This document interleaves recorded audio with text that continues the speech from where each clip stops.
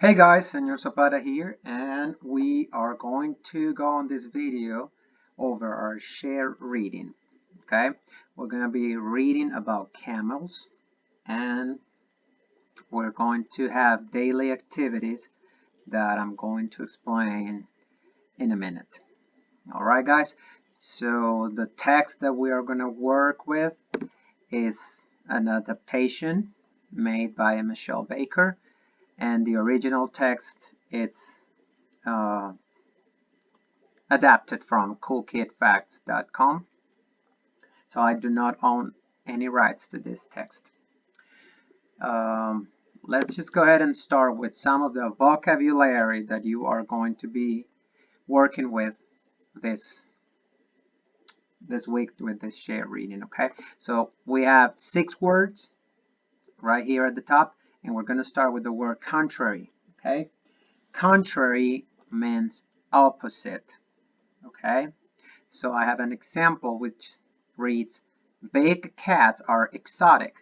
Contrary, domestic cats are good pets. So again, contrary means opposite. Next word is consist, and consist means made of or composed of. So when I read this game consists in a set of rules, it means the game is made of a set of rules, or it's composed of a set of rules. Our next word is the word scarce, which means lack of very few quantities. When you have very small quantities of something, you use the word scarce. For instance, glue sticks are scarce in our classroom. Next is the word product. And in this context, the word products is talking about manufactured items that are meant to be sold. So there are different kinds of products like pencils or any kind of manufactured item that it's supposed to be sold. So I have an example right here. It says many good products are bought every year. Then we're going to move to the word typical, which means usual, repetitive, something that you see often. So our examples: teachers drink a lot of coffee typically. So sometimes you're going to see the word as typical or typically. Typically means often again. So teachers drink a lot of coffee typically. So you're going to see teachers with their coffee mugs very often. And finally, we're going to talk about the word climate. And climate is talking about a group of conditions, a group of characteristics of a place. And these characteristics determine if this place is warm or hot or humid. So our example is spring climate is nice and sunny. Right? And we're going to keep working on these words throughout the week. So let's go ahead and do the first thing that we do every day when we start our share reading. So after we practice our vocabulary, we're going to read the same text every day. Today I'm going to read for you. Since day 1, teacher reads and you follow the reading. Okay, so I'm going to go to the text, and if you guys want to use this video to pause and read the text, it's okay, or you can also use the PDF that is going to be attached to your assignment. Camels. This animal is well known for having a humpback and living in the desert. But did you know the camel is a very interesting animal? There are lots of fun things to learn about the camel. The one-humped camel resides in North Africa and in the Middle East, while the two-humped camel is commonly found in Central Asia. No matter where they live, camels are usually found in desert-type climates. The camel hump is actually very useful, contrary to popular belief. However, the camel's hump is not filled with water. It consists of stored fat, which the camels can resource when food and water are very limited.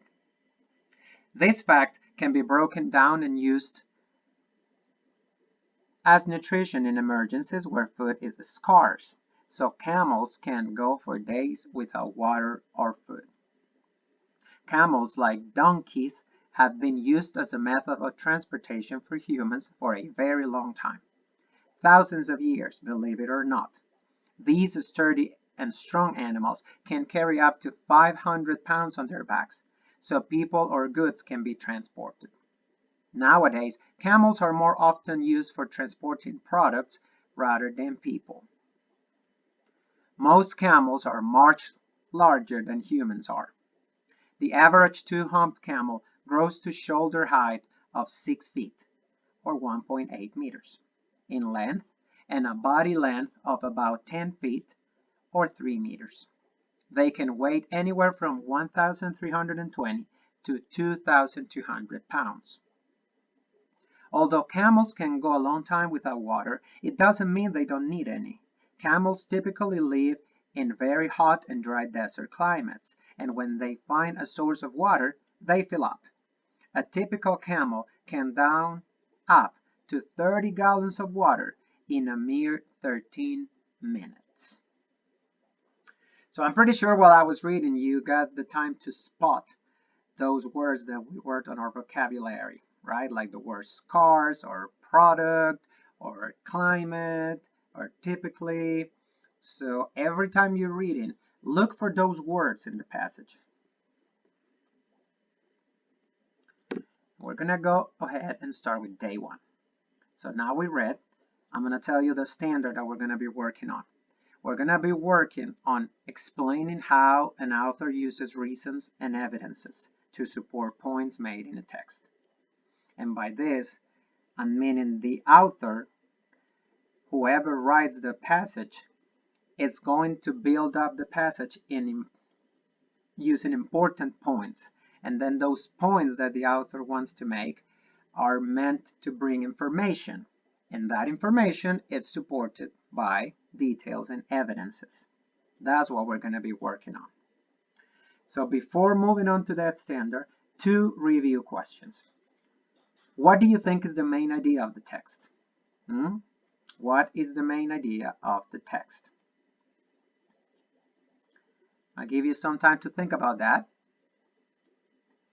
And we'll discuss that later on our one-on-one meetings or on your comments. Then, what inference can you make about camels? Remember, inferences are in the text, but you're gonna have to find them. They're not easy to spot. You're gonna have to use the information plus what you know. And now we're gonna start with how many points and reasons can you find in this text. That is your task. That is your task for day 1. You're gonna find points and reasons in the text, and I'm gonna give you an example. I'm gonna go back to the text, and I'm going to go to paragraph 3, where it says the camel's hump is actually very useful.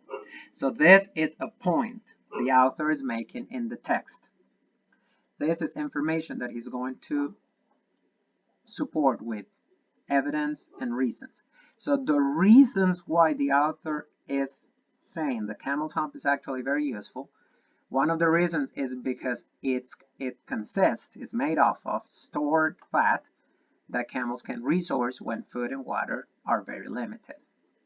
So that's what you want to do today. I want you to go over the text and find which pieces of information are points that the author is presenting and what parts of the text are evidences or information or reasons that the author is including to prove those points, to support those points. Okay, we'll discuss about your answers later on when we have a chance to talk. And now I'm going to explain day 2. So again, day 2, you're going to go ahead and review the vocabulary. For day 2, I want you to go with the example and non-example activity. I'm going to give you one example of what we are expecting. So remember, in the example, you're going to use the word properly. In the non-example, your sentence will not make any sense because the word is not used properly. So let's say I'm using the word typically, and then I can say dogs typically bark when they hear something. That is a good example. Dogs typically bark when they hear something. Now, a non-example will be the climate is typically.